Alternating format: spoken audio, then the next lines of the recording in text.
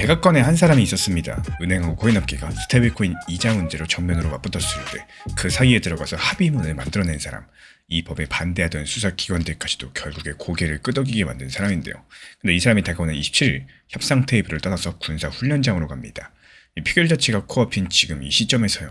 그리고 이 소식이 전해진 것과 거의 똑같은 날, 미국의 은행단체 78곳이 한꺼번에 상원으로 편지를 보냈는데요. 먼저 이 사람이 누구인지부터 잡고 가겠습니다. 이름은 패트릭 위트, 백악관에서 코인 정책을 총괄하는 위원회의 사무총장이고요. 올해 37살입니다. 작년 여름부터 이 자리를 맡아왔었고 직함만 들으면 감이 잘 안 오실 텐데 이 사람이 그동안 해왔었던 일을 보면 그 무게감이 다르게 느껴지실 겁니다.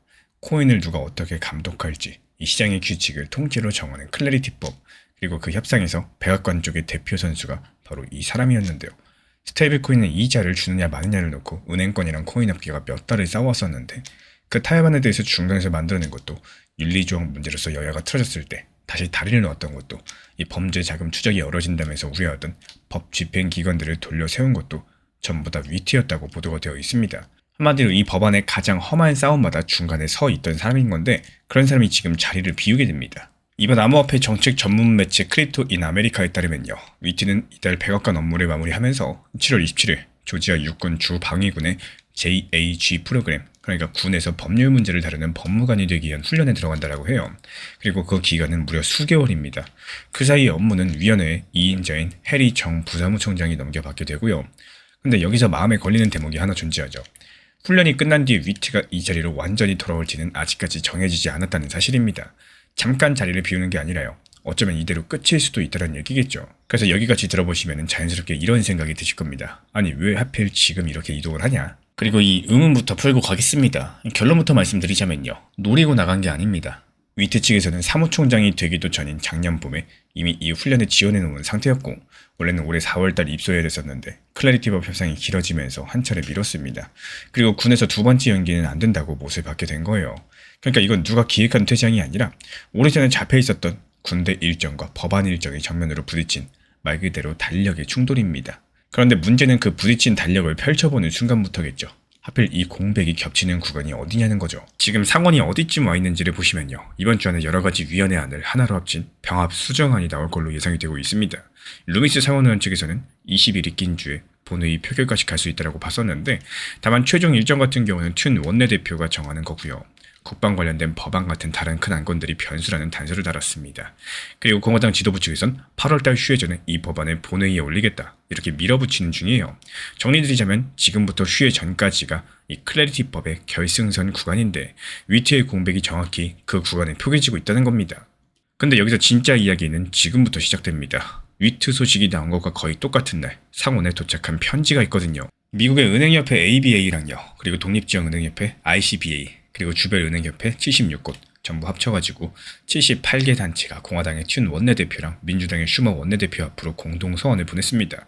그리고 그 요구는 한 가지였습니다. 클래리티법 404조를 더 단단하게 조여달라. 그렇다면 이 404조가 뭘까요?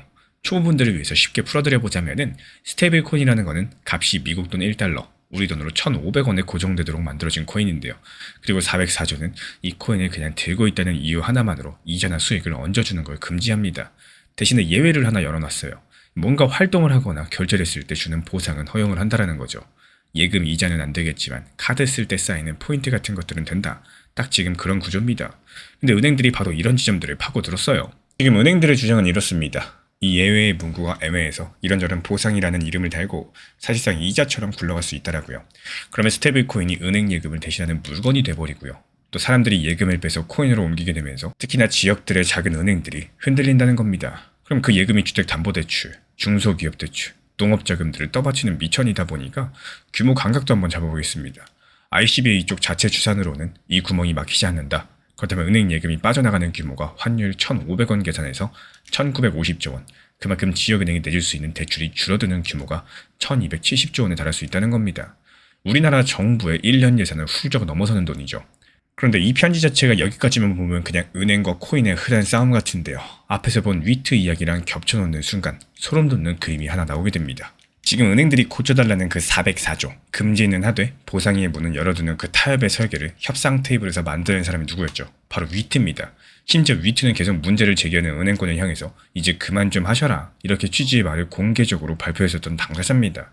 그 사람이 링을 떠난다는 소식, 그리고 그 사람이 만든 타협을 다시 열자는 요구서, 이게 하루 사이에 나란히 교차 체크가 됐다는 건데, 아마 뭐 여기서 은행들이 위트가 떠나는 틈을 노렸다 뭐 이런 음모론적인 이야기를 드리려는 게 아닙니다. 이들이 노리는 거는 사람이 아니라 시점인데요. 이 병합적인 수정안이 확정되기 직전, 그러니까 문구를 선보일 수 있는 마지막 창구에 맞춰가지고 편지를 꽂았다는 거죠. 하지만 그게 결과적으로 만들어진 구도는 분명합니다. 합의문을 지켜온 중재자가 자리를 비우는 바로 그 구간, 한쪽 팀이 규칙을 다시 쓰자라고 나선 건데요. 그리고 그 협상을 이어받는 해리정은 지난 1년 동안 위트 옆에서 같은 협상장에 앉아 있었다라고는 하지만요. 서류는 넘겨받아도 의원 한 명 한 명과 쌓아온 신뢰까지 그대로 넘겨받을 수 있겠느냐, 여기에는 물음표가 붙을 수밖에 없습니다. 그럼 이 판은 이제 어디로 흘러가게 될까요? 지금부터 제 관점들을 조금 얹어보도록 하겠습니다. 그래서 이 그림을 뒤집어 보면 다른 게 보입니다. 은행단체 78곳이 총동원됐다라는 거, 이거 사라질 법안은 절대로 안 하는 행동이거든요. 로비라는 건 통과될 법에 쏟는 건데, 게다가 편지 내용을 뜯어보면 법안을 막아달라가 아닙니다.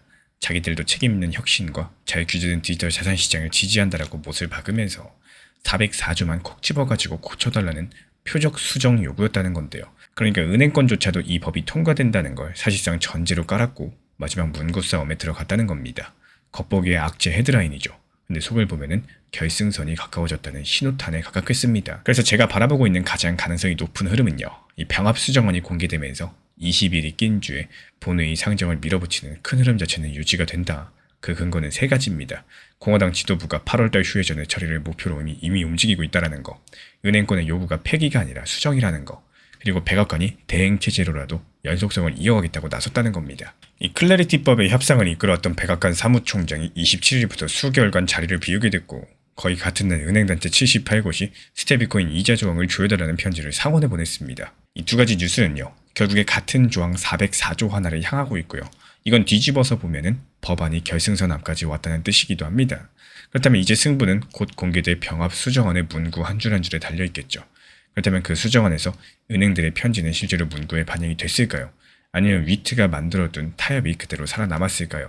이 수정안이 공개되는 대로 404조 조문들 하나하나 뜯어가지고 살펴보도록 하겠습니다. 이 리플이 상승하기 시작하면 많은 분들께서 공통적으로 드는 생각이 있죠. 1,500원대였을 때 매수할 걸, 조금만 더 기다렸으면 좋았을 텐데. 하지만 신기하게도 막상 그 가격이 있었을 때 대부분 더 하락할 것 같아서 매수를 망설이게 됩니다. 이 리플 정보방에서도 역시 마찬가지예요. 시장 분위기가 가장 안 좋았던 시기에 오히려 단기 저점 분할 매수에 대해서 말씀드렸던 이유, 바로 여기에 있습니다.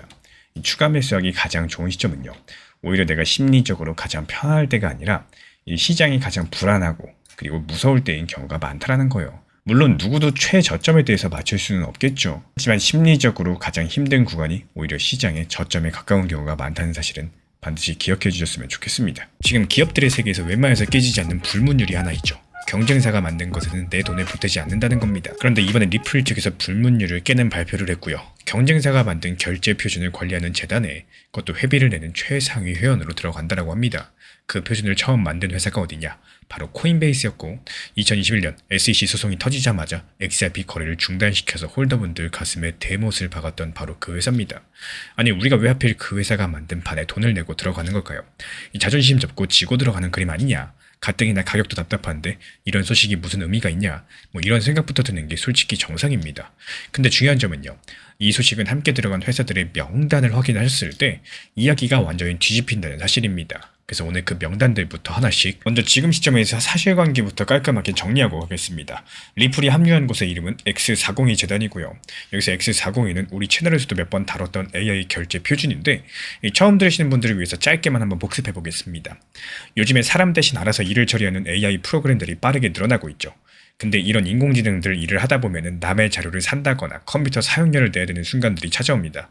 그리고 그때마다 사람이 옆에서 결제 버튼을 눌러줄 수가 없다 보니까요, 인공지능이 인터넷 통신 안에서 그 자리에서 바로바로 값을 치르게 하자, 그리고 그 방법을 하나로 통일하자는 약속이 바로 X402입니다. 이 표준이라는 말이 좀 어렵게 느껴지시면요, 휴대폰 충전 단자를 떠올리시면 됩니다. 회사들마다 제각각이던 단자가 하나로 통일되니까 어떤 충전기를 사도 전부 다 꽂히죠. 그렇게 다 같이 쓰기로 정한 규격, 그게 바로 표준입니다. 이번 뉴스의 진짜 핵심은 리플의 가입 그 자체가 아닙니다. 같은 날 나온 또 하나의 발표가 있었는데요. 리눅스 재단이라는 곳이 X402 재단의 공식적인 출범을 선언하면서 코인베이스가 X401을 재단에 넘기는 절차가 마무리됐다라고 밝힌 겁니다. 이게 무슨 말이냐? 이제부터 이 표준은 코인베이스 개인 소유가 아니라는 뜻이겠고, 어느 한 회사도 마음대로 바꿀 수가 없겠고요. 또 참여한 회사들이 함께 방향성을 정하는 공동 관리 체제로 들어갔다는 겁니다. 그리고 여기에 따른 그 출범 명단, 여기가 오늘의 첫 번째 하이라이트가 되겠고, 최상위 등급이라고 볼 수 있는 프리미엄 멤버에 리플과 코인베이스만 있는 게 아닙니다. 비자가 있는데요. 그리고 마스터카드도 있습니다. 아메리칸 익스프레스까지도 있습니다. 이 전 세계 카드 회사 3곳이 전부 다 들어와 있어요. 그리고 구글이 있고, 아마존의 클라우드 회사인 아마존 웹 서비스가 있고요. 온라인 결제 회사 스트라이프, 숍 스테이블코인 USDC를 만든 서클도 있습니다. 심지어 솔라나 재단, 스텔라 재단처럼 XRP랑 경쟁하는 코인 진영까지도 같은 명단에 이름을 올렸고요. 재단 전체로 봤을 때 40개 조직이 모였습니다. 그럼 여기서 좀 이상하지 않으신가요? 평소에 서로 경쟁하고 견제하던 회사들이 왜 같은 날 같은 곳에 다 같이 돈을 내고 모였을까요? 그리고 여기서 코인베이스는 왜 애써 만든 자기 물건을 순순히 내놓고 있을까요? 이런 이상한 장면을 푸는 열쇠가 딱 한 가지가 있는데, 그걸 찾으려면은 25년 전 과거로 잠깐 돌아가셔야 됩니다. 먼저 2001년입니다. 이 당시 마이크로소프트 CEO였던 스티브 발머가 미국 신문 인터뷰에서 이런 말을 합니다. 리눅스는 암덩어리다라고요. 닿는 것마다 달라붙는 암덩어리다 발언했는데, 여기서 리눅스가 뭐냐면요, 누구나 공짜로 가져다 쓸 수 있게 공개된 컴퓨터 운영체제입니다.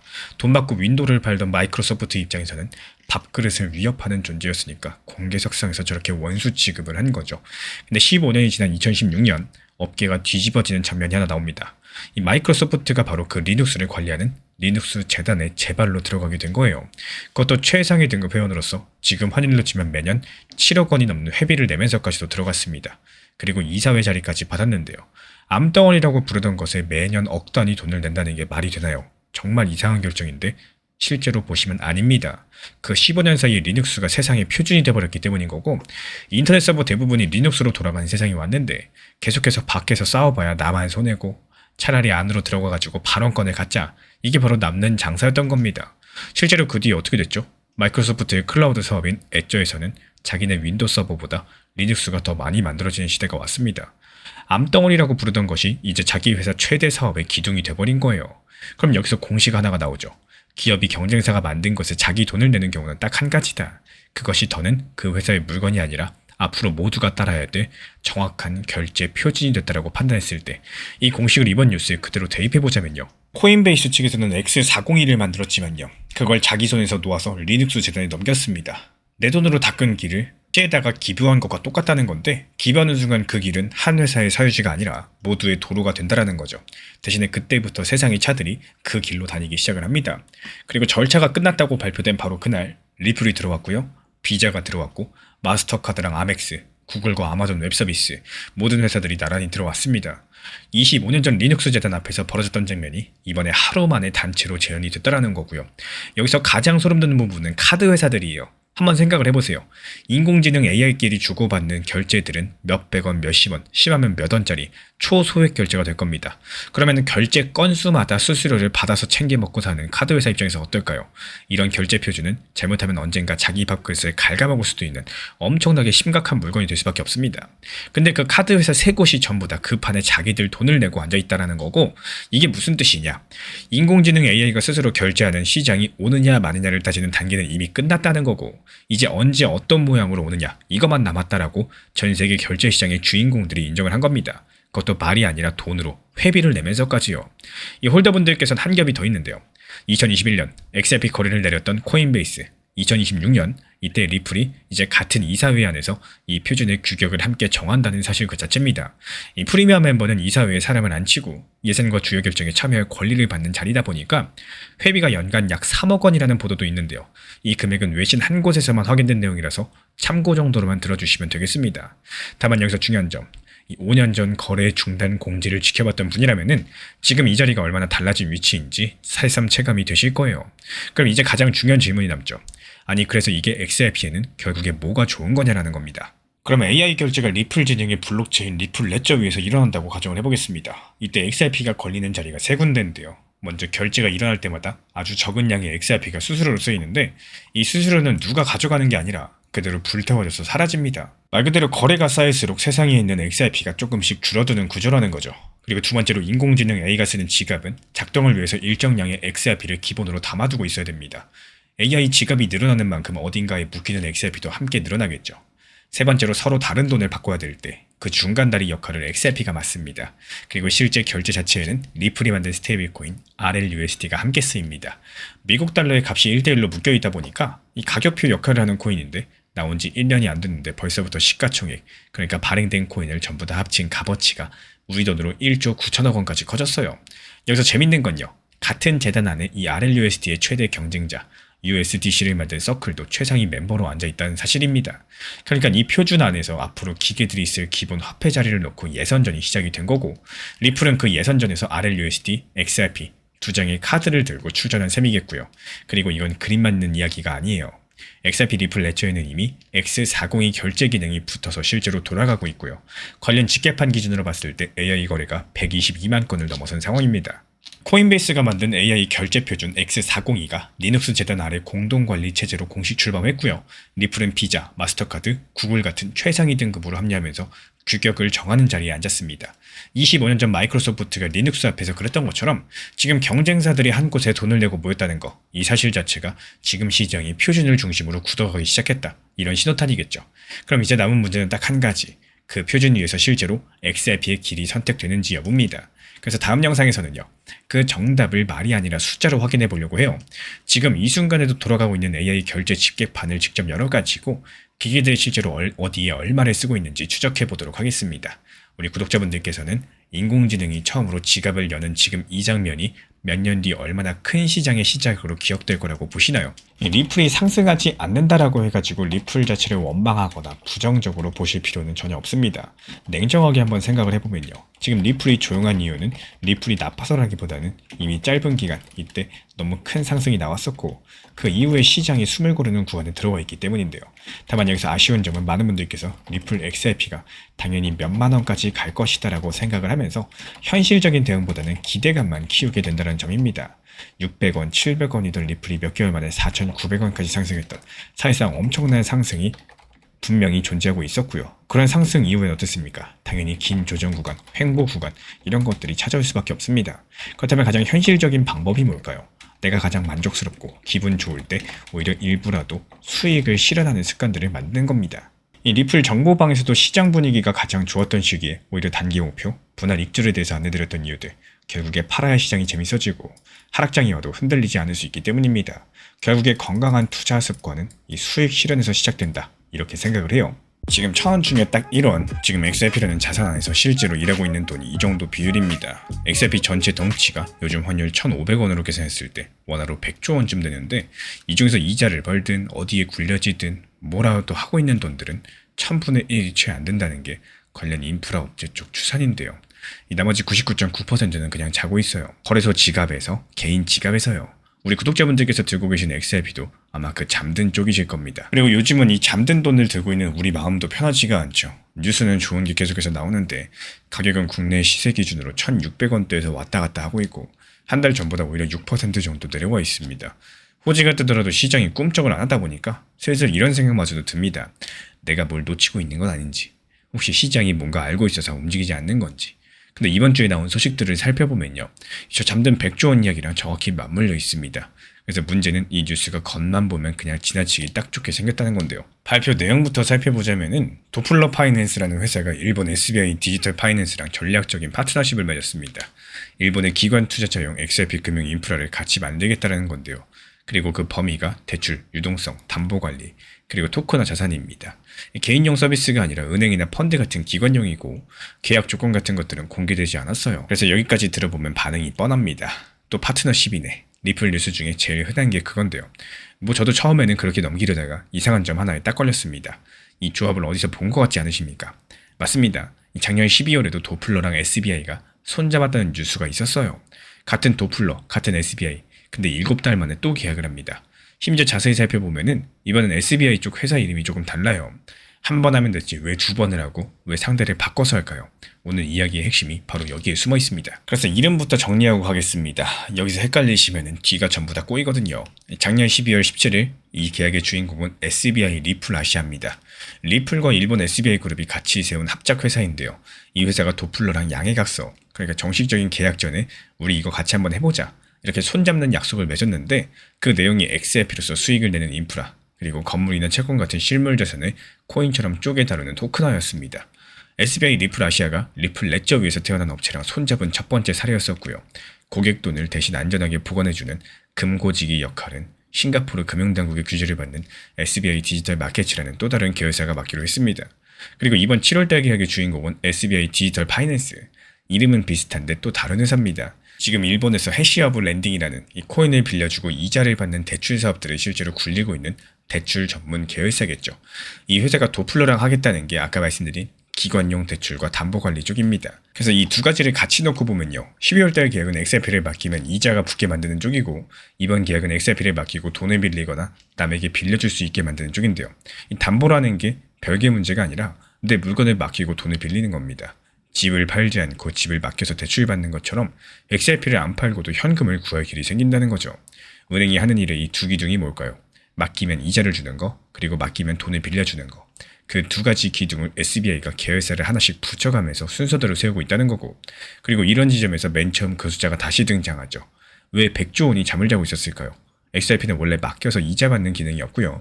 기관이 믿고 쓸만한 창구도 없었기 때문에 비교드리자면은 이더리움 쪽은 전체 덩치의 5분의 1 정도가 이런 식으로 굴러가고 있고요. 한쪽에서는 5분의 1, 한쪽은 1000분의 1. 이 어마어마한 빈칸이 지금 공사에 들어간 자리인 겁니다. 그럼 자연스럽게 궁금해지죠.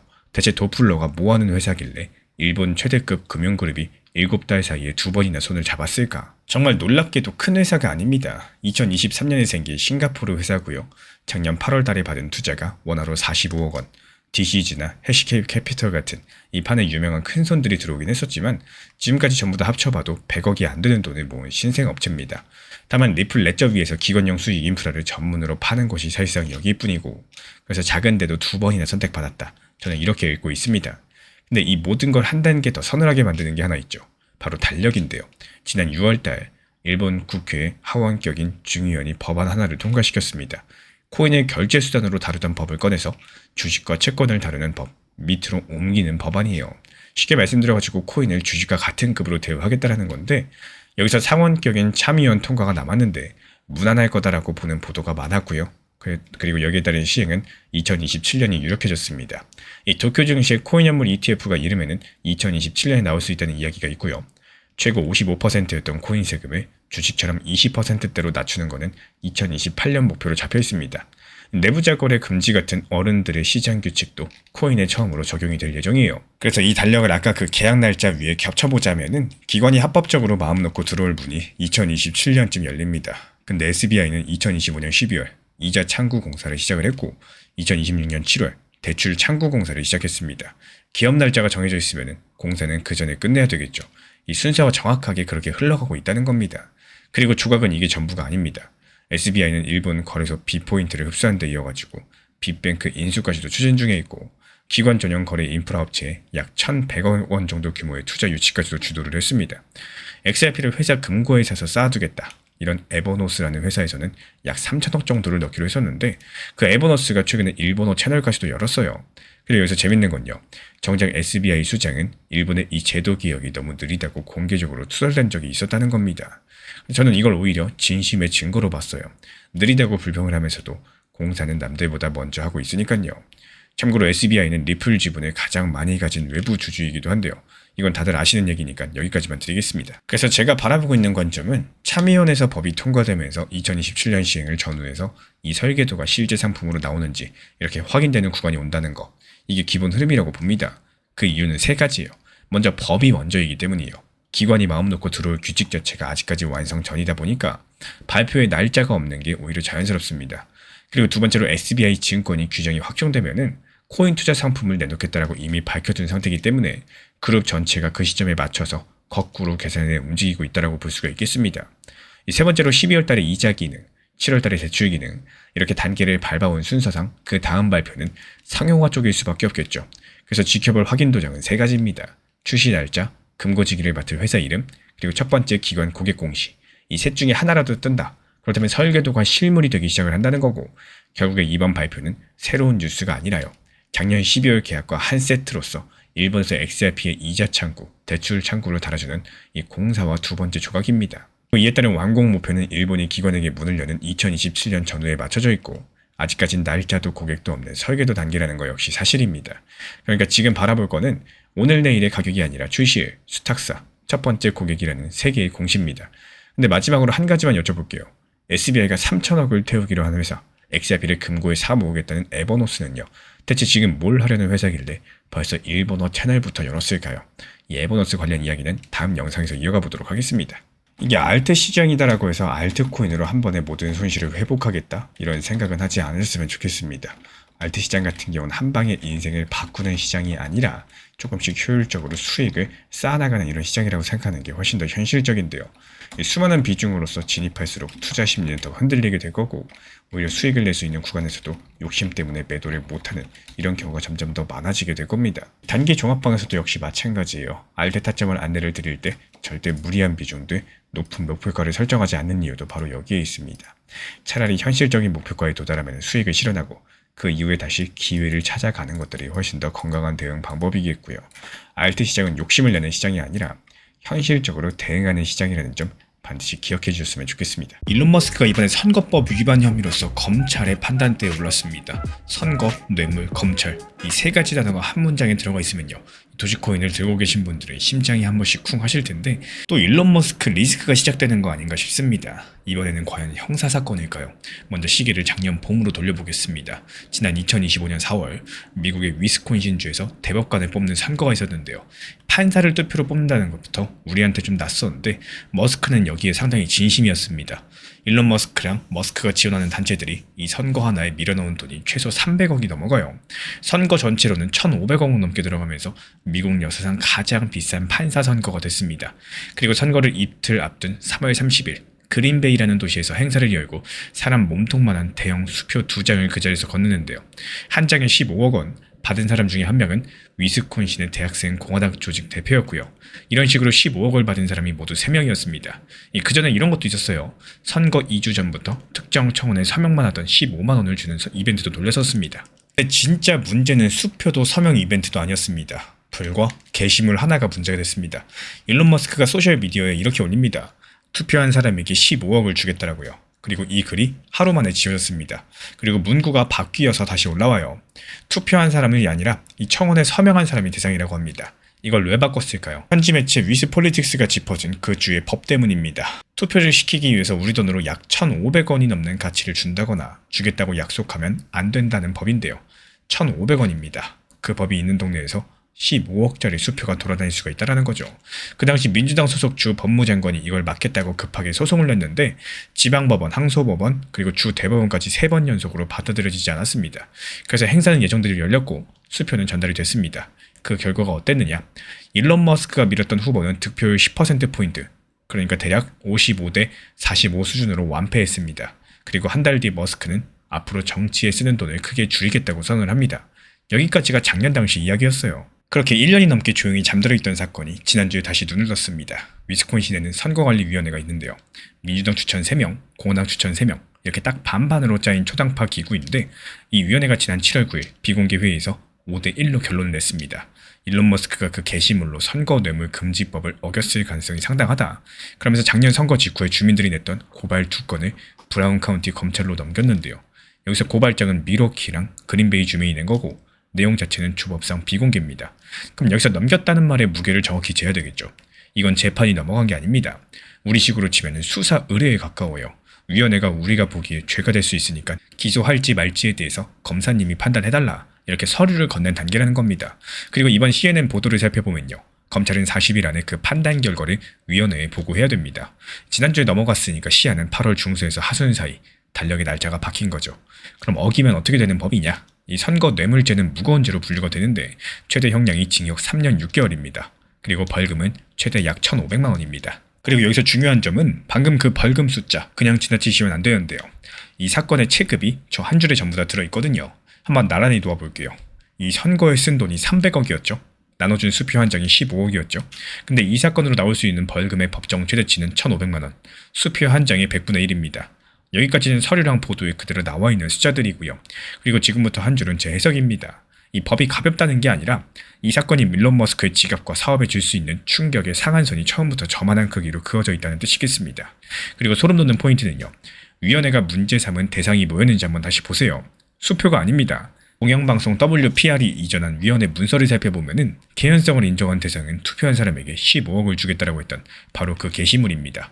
15개월 전에 지운 글 하나가 지금 이 서류의 한가운데에 증거물 1호로 앉아있다라는 거죠. 그럼 이제 가장 궁금한 질문으로 가겠습니다. 이게 진짜 기소까지 갈 수 있을까요? 이 질문에 답을 지은 사람은 배심원도 판사도 위원회도 아닙니다. 이 브라운 카운티의 검사장 데이비드 라시라는 한 사람입니다. 기소 여부는 이제 이분의 결정에 달려있고 공화당 소속입니다. 왜 하필 브라운 카운티냐? 수표를 나눠준 그린베이가 바로 그 카운터에 있고요. 그리고 고발인 중 한 명도 그곳 주민이기 때문입니다. 라지 검사장도 머스크 측도 언론의 질문에는 아직까지 답을 내놓지 않고 있습니다. 다만 작년 재판 기록에 남아있는 일론 머스크 쪽 논리는 이래요. 이 돈은 특정 후보를 찍으라는 대가가 아니라 활동가 판사에 반대하는 풀뿌리 운동을 만들기 위한 것이라는 주장인데요.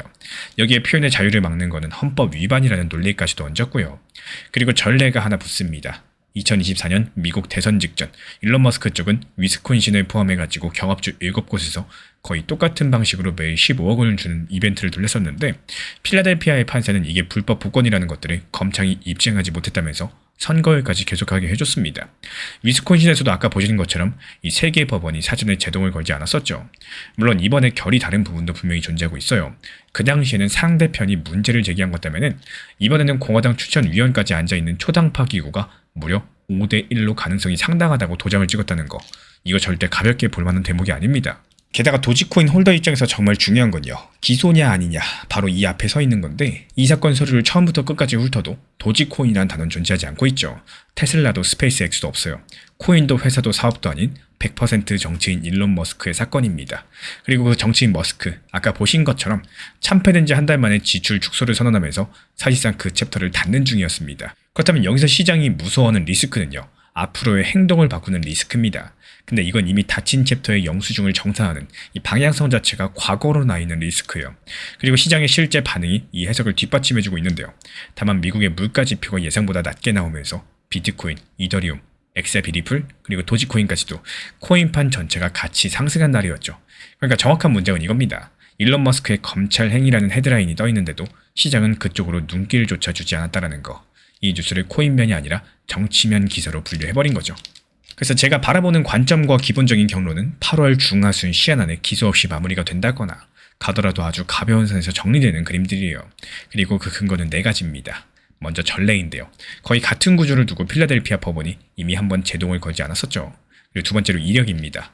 그리고 두 번째로 이력입니다. 위스콘신의 새 법원도 사전에 이 행사를 막지 않았어요. 세 번째는 결정권자입니다. 기소 여부를 지은 사람이 공화당 소속의 지역 검사장 한 명이죠. 네 번째로 입증의 난도입니다. 이 핵심 증거가 하루 만에 지워지고 또 수정된 게시물이 한 건인데 실제 돈은 서명 이벤트라는 포장 속에서 건네졌습니다. 저 돈이 투표의 대가였다는 걸 법정에서 증명하는 것은 차원이 다른 일이기 때문에 만약에 이 경로대로 가준다면 도지 입장에서 무슨 의미냐? 새로운 호재가 생기는 게 아닙니다. 일론 머스크 형사 리스크라는 잠재적인 악재 하나가 8월이라는 유통기한과 함께 달력에서 지워지게 되는 겁니다. 결국에 이번 일은 기소가 아니라 검찰의 판단을 넘긴 단계인 거고 그 답이 나오는 시한은 8월달 중하순입니다.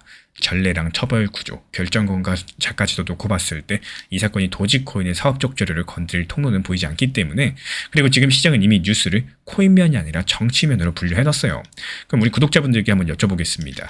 8월달 그 시한의 날 우리 구독자분들은 기소랑 불기소 중에 어느 쪽에 한 표를 던지실 건가요? 결과가 나오는 그날 서류 한 장이 도지코인의 어떤 의미인지 다시 한번 긴급 리뷰로서 다시 찾아뵙도록 하겠습니다. 알트코인이 어렵다 생각하면 끝도 없이 어려워지고요. 단순하게 접근하면 생각보다 쉽게 느껴질 수 있습니다.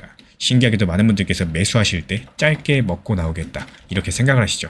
근데 막상 수익이 시작되면 어떨까요? 갑자기 조금 더 기다려볼까? 이거 더 상승하는 거 아닐까? 이런 생각들이 들기 시작을 합니다. 결국에 좋았던 매도 기회에 대해서 스스로 놓치는 이런 경우들이 결국에 반복될 수가 있다는 거고 조용할 때 매수하고 시끄러졌을 때 욕심내지 않고 마침표를 찍는 습관 이런 것들을 분명히 만드셔야 되겠죠. 이 단기 종합방에서도 목표가에 대해서 함께 안내드리는 이유도 역시 똑같습니다. 목표가를 미리 걸어놓고 신경을 덜 쓰는 쪽이 오히려 가장 효율적인 대응이다. 이런 방법이 될 수가 있다는 건데요. 결국에 수십 퍼센트, 수백 퍼센트 수익도 팔지 못하면 아무런 의미가 없다는 사실 반드시 기억해 주셨으면 좋겠습니다. 최근에 시장이 너무 답답하다 보니까 정보방 입장에 대해서 문의 주시는 분들께서 많아지셨어요. 먼저 제일 중요하지만요. 제가 안내드리는 모든 정보방은 업비트, 빗썸, 현물 매매로서만 안내 도움드리고 있습니다. 지금 화면에 보이시는 번호나 혹은 댓글 링크에 있는 신청란을 통해서 신청 주시면은 안내를 도움드리고 있고요. 이 세 가지 방 중에 필요로 하신 방을 체크해서 신청 주시면은 필요로 하신 방에 맞춰가지고 입장 안내 드리고 있습니다. 먼저 리플 전용방 같은 경우에 리플에 대한 중요 이슈, 그리고 리플에 대한 단기 저점과 단기 고점, 중장기적으로 보는 중요 타점 같은 핵심 내용에 대해서 안내드리고 있기 때문에 영상 시청해주시는 우리 구독자분들께서 리플이라는 코인이 장기적으로 좋다라는 건 알고는 있지만 현재 같은 시장에서는 많은 답답함을 느끼시는 분들께서 정말로 많이 계실 거라고 생각을 합니다. 이 적당한 일부 비중은 단기 고점과 저점을 살려서 효율적인 대응을 만들어 가시고 또 오히려 중장기적으로 더 잘 가져가기 위한 효율적인 매매하시는 것들을 추천드려요. 그리고 두 번째로 종합 브리핑방입니다. 장기적으로 보기에 좋은 코인들과 현재 시장 흐름에 대한 중요 시장 이슈들, 브리핑 내용이나 리플에 대한 방향성, 락업 해제 일정과 여기에 따른 움직임들에 대해서 안내드리는 종합적인 방이다. 이렇게 생각해 주시면 되겠습니다. 그리고 마지막으로 단기 종합방 같은 경우는 말 그대로 단기 종목들에 대한 타점을 안내드리고 있는 방입니다. 이 단기 종목은 말 그대로 단기 종목답게 접근을 하셔야 되는데 욕심으로 인해서 타점을 너무 높게 잡아가지고 수익 실현을 못하거나 아니면 눈치 보기 매매를 하다가 이렇게 수익 실현의 기회를 놓치셨던 기억이 있으신 분들 지금 시장에서 정말 많은 상황인데요. 항상 비중 조절이 중요하고요. 매수와 동시에 목표 타점을 걸어 놓으면서 현실적으로 봤을 때 내 것으로 만들어서 마침표까지 잘 찍는 게 단기 매매의 핵심이다 생각을 해요. 단 여기서 중요한 거. 아무리 내가 좋아하고 시기가 좋고 스스로 괜찮다고 판단하셔도 몰빵 매매는 정말 위험하기 때문에 매번 말씀드리는 비중 조절 원칙 매매로 접근하시는 게 가장 중요합니다. 끝으로 항상 말씀드리고 있지만요. 저는 업비트, 빗썸, 현물 매매에 대해서만 안내를 도움드리고 있기 때문에 절대로 해외골에서 선물 매매에 대한 고위험 리스크 매매에 대해서는 언급조차 드리지 않고 있습니다. 무조건적으로 업비트, 빗썸 이렇게 현물 매매로 필요하신 분들께서만 입장 신청 주시면은 안내 도움 드리도록 하겠습니다. 이 빠르게 가는 것보다 중요한 건요. 꾸준하고 길게 가는 게 더 중요한 투자 시장이다. 이렇게 생각을 해요. 건강한 비중 조절 원칙 매매 활용하시기를 늘 응원드리겠습니다. 이 리플 XRP의 매수 매도 타점은 순간의 판단이 전부예요. 그래서 우리 신사 채널에서는 시장의 숨결 하나하나까지 놓치지 않고자 모든 흐름들 실시간으로 모니터링 중에 있습니다. 이 단기 반등 구간이 열리는 순간 그 찰나의 기회 타점을 우리 구독자분들께 바로바로 전달드리기 위해서인데요. 우리 신사 채널을 이미 구독해주신 분들 중에서 실시간 커뮤니티방 참여를 원하신다면 지금 보이시는 번호로 문자 남겨주시면 되겠습니다. 이 혼자서 불안하게 바라보는 시장이 아니라요. 함께 흐름을 읽고 움직이는 경험들을 선사해 드리도록 하겠습니다.